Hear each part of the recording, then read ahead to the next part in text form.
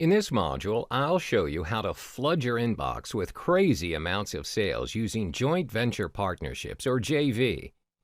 In every business model, especially one related to product launches, you need to leverage off promoters. In other words, a JV. A JV is a deal between product vendors or creators and the affiliate to promote a product in exchange for a commission. So, unlike traditional agreements, JV partners may enjoy several special privileges, like higher commission payout, early review access, and a degree of influence over your offer and product launches. So why should you consider having a JV to promote your launches and products? Well, which of these two offers more leverage? Scenario 1, you promote using 100% of your efforts, or Scenario 2, 1% of 100 people's efforts as they promote your product simultaneously throughout your product launch period. It's a lot better to have an army of affiliates promoting your product because you get a lot more leverage for less effort. Now that you've seen its potential, there are 5 top things to avoid in striking a potential JV partner. The first thing to do is not to approach a potential JV partner whenever he is busy. Sounds like a no-brainer, but you'd be surprised by how many product vendors annoy the heck out of a busy JV affiliate with multiple direct messages. Try not to disturb a potential JV who is busy prepping for his next product launch, his next vacation, or anything that needs his utmost attention. You might end up pushing him away. This is by no means your fault, so try to avoid this from happening by being more observant on the people you aspire to work with. Keep tabs on their schedule and approach them when they are the least busy. The second important don't is to not invite your JV partner on a very short notice. If you have a product launch coming up soon, never give a notice of invitation on the very last minute. It is courteous to give the potential JV partner a heads-up notice of at least 2 to 4 weeks in advance before your product launch. The next part is inviting a JV partner with nothing valuable to offer. If the potential JV sees you don't have any reciprocal value to offer or history of not reciprocating equally or better in promotions, then it'll be difficult for the JV to promote your product. Next is to avoid inviting a JV who is not in the same niche as you. Are there irrelevant products you are pushing your potential JV to promote to their subscribers? You can't expect your JV who is in the internet marketing make money online niche to push out a personal development product. The last thing to avoid is doing the me-first approach. This is one of the most ineffective approaches. The reality of inviting a JV partner is that you need the JV partner more than he needs you. What your JV wants to know is whenever he promotes your product, what's in it for him. So ensure that both of you have a promotion that requires more or less the same effort from each other to keep things in balance. These are the top 5 things to avoid when striking up potential JV partners. To make things easier for you and your JV partners, offer to do all the work so they can focus on what they do best, bringing in sales for you. In this module, I'm going to show you what you need to do during your product launch. There are 3 phases in a product launch: pre-launch, launch, and post-launch. If you do not pay extra attention on the preparation, the pre-launch phase will either make you or break you. There are 4 things to take note of during the pre-launch phase, which is 1. Checking the completion and functionality of the products. 2. Conducting split tests. 3. Site testing. And 4. JV invites. Ensure that your product is completed before the launch. Make sure that it meets all the requirements and specifications of how you want your products to be. For example, if it is software, you need to make sure that it runs smoothly and is not missing any important files. Ensure all of your download links are working. To play it safe, create mirror downloads as well. Next is conducting split tests. Split testing is when you have different versions of your sales letter, headline, copy, ad, or any marketing collaterals. The way it works is traffic coming to your site is split evenly to the different versions of the sales letter or video. When you conduct controlled tests and gather empirical data, you can figure exactly what works and not works for your launch. The 3 main things you need to split test is your headline, the price, and also the bonuses. Next is to test the sites. Test your site 2 to 3 days before the launch. Continue to test 1 day prior to your launch to ensure everything's in place. The only way to see if the function is working is by placing an order yourself. Finally, check up on your JV invites. Check in with them 1 to 2 days prior. Ensure they are provided with the correct link to your JV invite page and the specific details of your offer. If you have, let's say, 50 JVs, you must check in with all 50 of them as they are worth every single sale. Compile your JV list on a Microsoft Excel spreadsheet so it will be more manageable and organized. This way you can easily track who has responded to you and who hasn't. There are 3 things to do during the launch phase. 1. Observe. 2. Answer support tickets.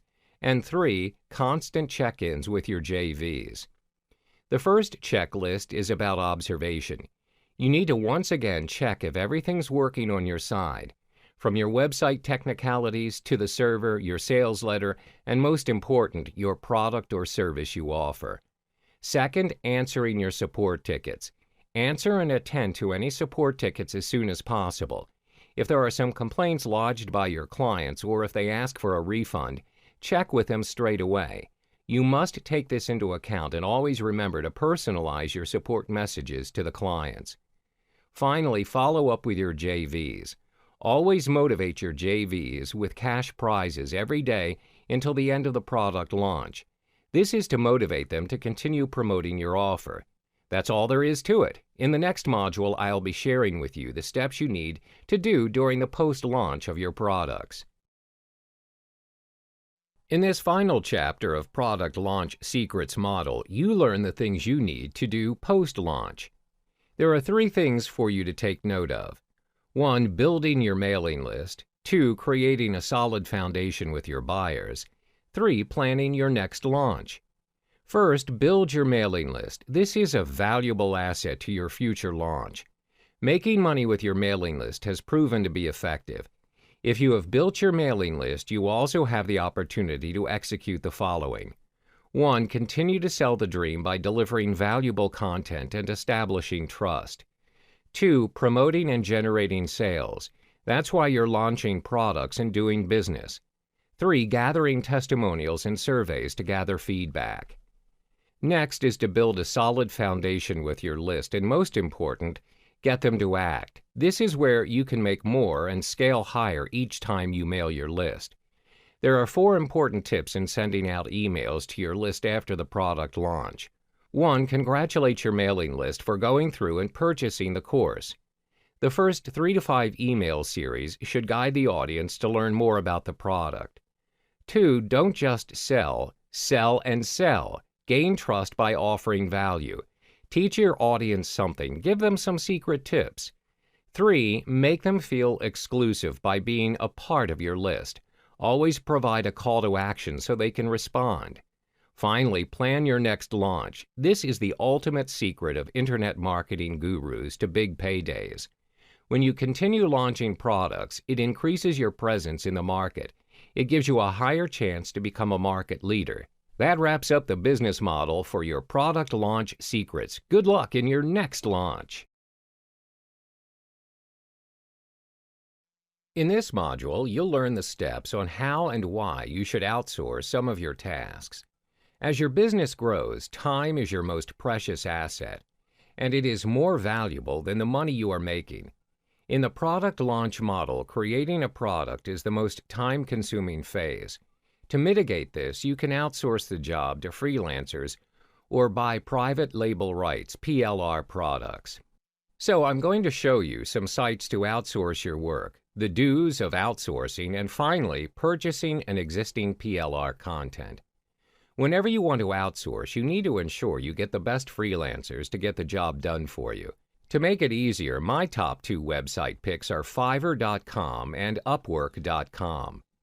First off, Fiverr.com, the largest marketplace for digital services, lets you buy or sell any services starting at a flat rate of $5 per service.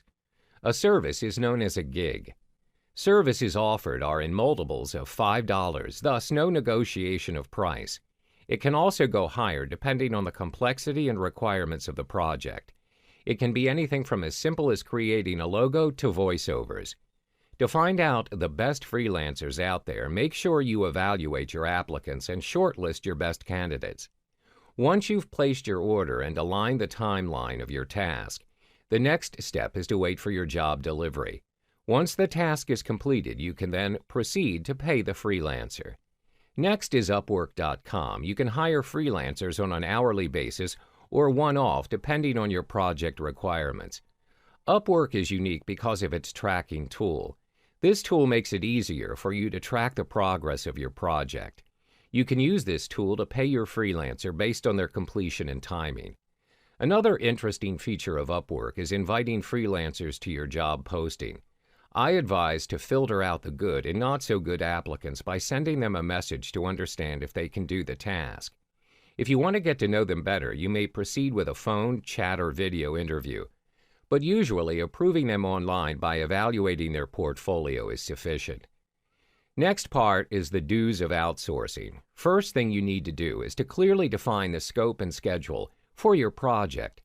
Keep in mind, most successful outsourced projects derives from a clear statement of what the client wants to accomplish. Avoid generalizations at all cost. Your freelancer needs accurate information to provide you with their realistic outcome and reasonable quotation.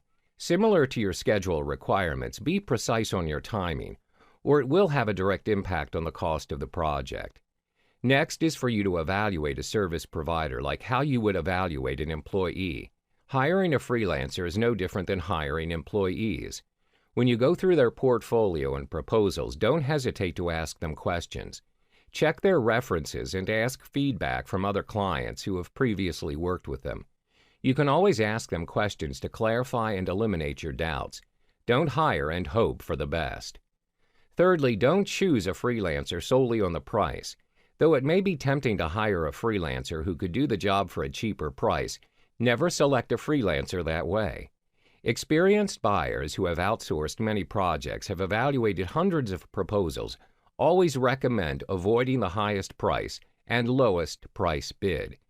Buyers usually report their successful projects when the freelancers offered a balance between good value and quality projects.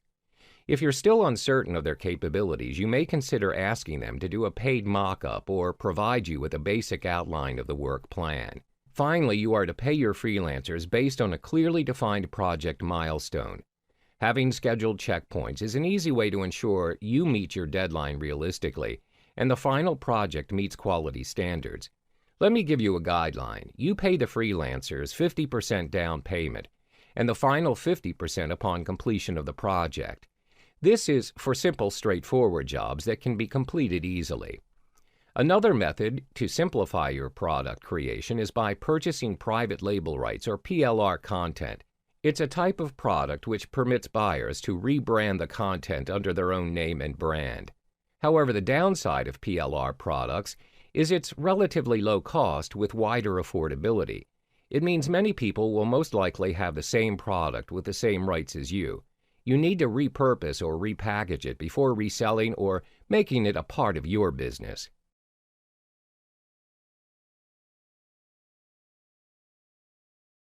Welcome back. In this chapter, we cover creating your sales funnel.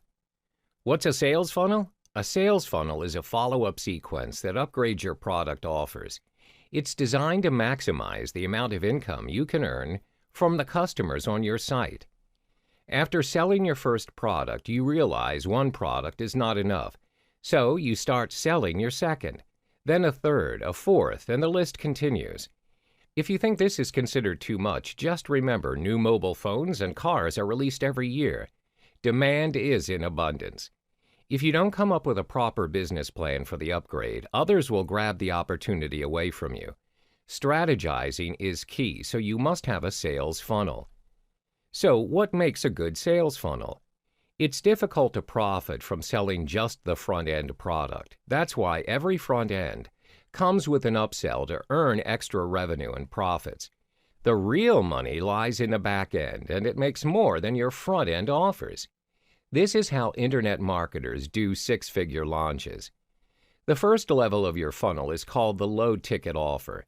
The price in this level is between $7 and $50. This explains why most front-end offers are mostly low-ticket offers. Its real purpose is to generate buyer leads. This allows prospects to trust you enough to part with their money and spend it on your products. You even get to separate real buyers from the rest of the freebie seekers. Examples of low-ticket offers are ebooks, special reports, or basic training courses. The second level is the middle ticket offer. The price range in this level is slightly higher than the previous one, which is between $97 and $197. Middle ticket offers are best suited as immediate upsells to your front-end offers. Examples of the offers are upgrades, videos, templates, and even membership sites. The third funnel is one of our favorites, and it's called the high ticket offer. The price range for this offer lands within $297 to $497. This is where the real money lies. It's much easier to make a significant amount of money by selling your higher ticket items. As an example, you need to make at least 42 sales at $7 to make just one $279 sale. You can group products and sell them as bundled packages, platinum membership, group coaching, seminar tickets, and licensing deals. What comes after this is your ultra-high ticket.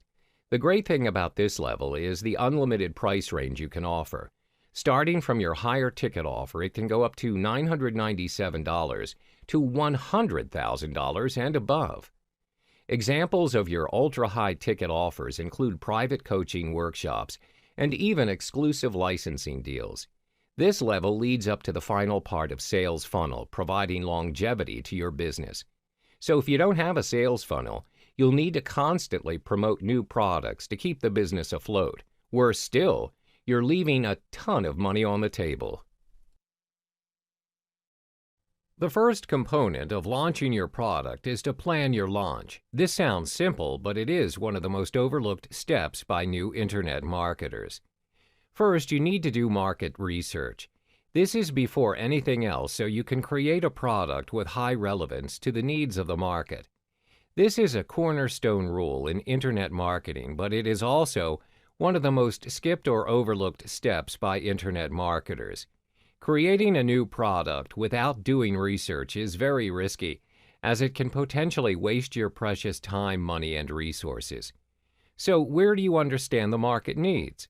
First, create an account on jvzoo.com. This is the most well-known affiliate site among the internet marketers.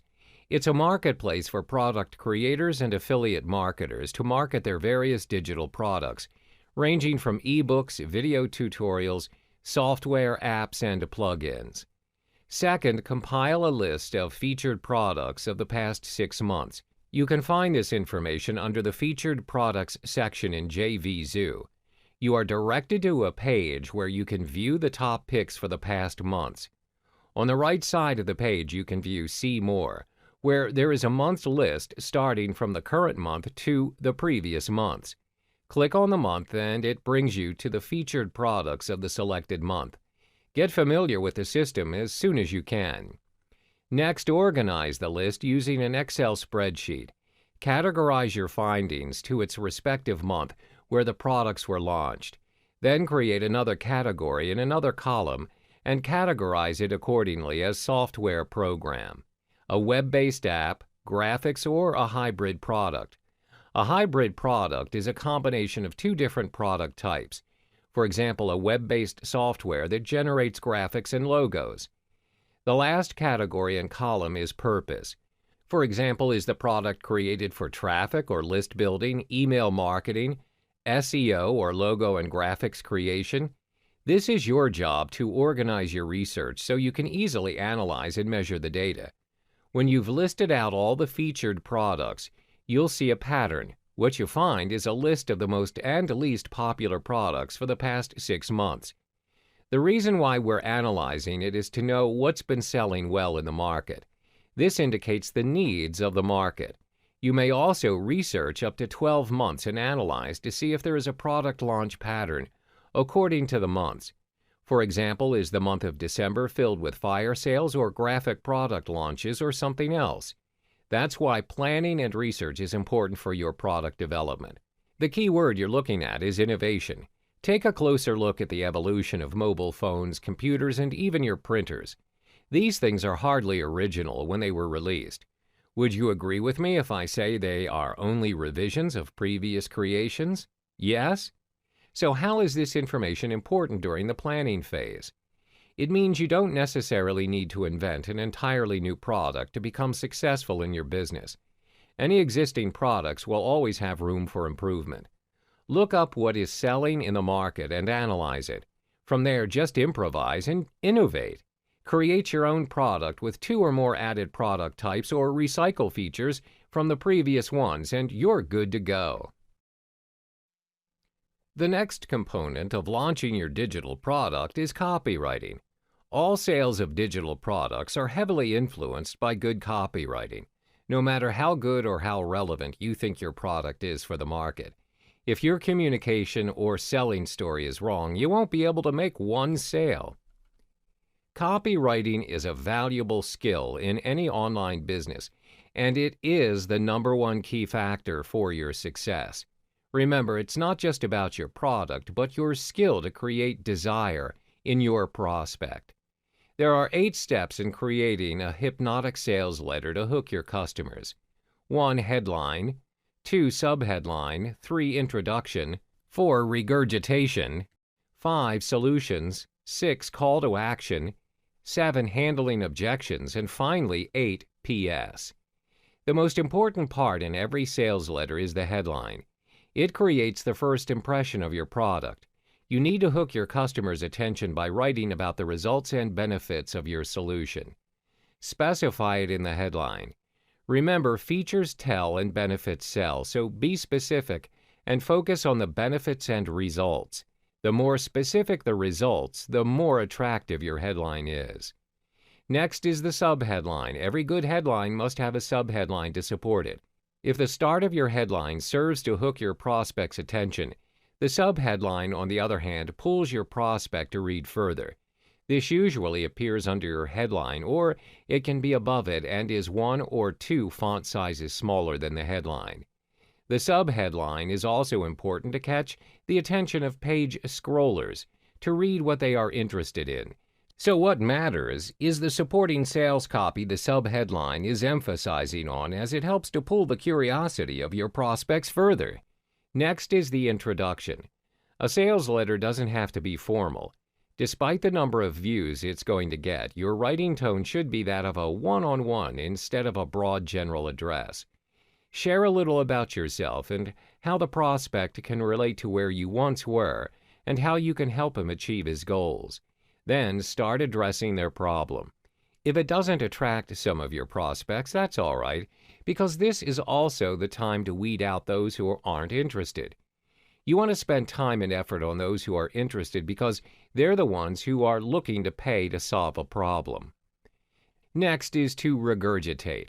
Here you exaggerate an existing problem by showing your prospect an inferior alternative over your offer. For example, let's say your prospects are looking for graphic design solutions. They want to create ebook covers and do simple designs. Now, not everyone can afford an Adobe Photoshop license, as it is very pricey. Some even lack the design skill, time, and money to do what's necessary. With this piece of information, your offer aims to solve their problem. Now, mention the long-awaited solution for them. Introduce to them how your solution creates logos, ebook covers, and avatars which they can use for their websites and digital products. Don't forget to provide the features and benefits your solution delivers. If you have more than one component to your solution, divide them into sections or categories. The benefits of your products must be bold and colorized, advisably the color yellow for emphasis. Next is handling objections. There will always be people who doubt amongst your prospects. The solution to this is to identify the top 10 or 20 questions you think your customers will ask and address them in your copywriting. We call this the FAQ, or frequently asked questions. Write those questions down and start answering them. Pick the top 3 to 5 frequently asked questions answered by you and put them right after your solution. Additionally, you can add testimonials from your past and active customers. It can be in the form of a social network post or a video testimonial. There's always the money-back guarantee option. If you want to give your prospect confidence that you're not a scammer of any kind, then this option is worth considering. You could consider a 30 or 60-day money-back guarantee where your customer can request for a refund within that time period. If you clearly receive a customer who has ill intentions of purchasing and purposely asking for a refund even though the product's good, we call them serial refunders. Then no worries, just block the customer from future purchases in your system. Your money-back guarantee is how you want to convince your customers and give them confidence that you stand by your product quality. Name your price in the call to action. Notice how most sales letters reveal the price only towards the end? That's because once your prospect is exposed to the price, you need him to click on the bottom and make a decision to purchase now, not later. Waiting will lessen the opportunity to convert your prospect to a customer. Finally is your postscript or PS. This is the second most viewed part within a sales letter because most viewers are page scrollers. Their curiosity will drive them towards the end of your sales letter, which is the PS. This is where you must make your offer impactful. Sum up your offer in 2 or 3 lines by reminding them about your money-back guarantee section and bonuses. You can even share the extended version of your testimonials here. Keep in mind, a lengthy sales letter will be deemed worthless if it doesn't make sales out of it. Tackle this problem by ensuring you send a clear and concise message in the sales letter. Rule of thumb for good copywriting is to not use 10 words to describe something which you can say with 3 words or less. If you truly need to make it longer, consider making a sales video. Chances are you won't be able to write every word you want to put in a sales letter. So make a sales video with 80% likeness of your sales letter instead. Best of luck with your copywriting.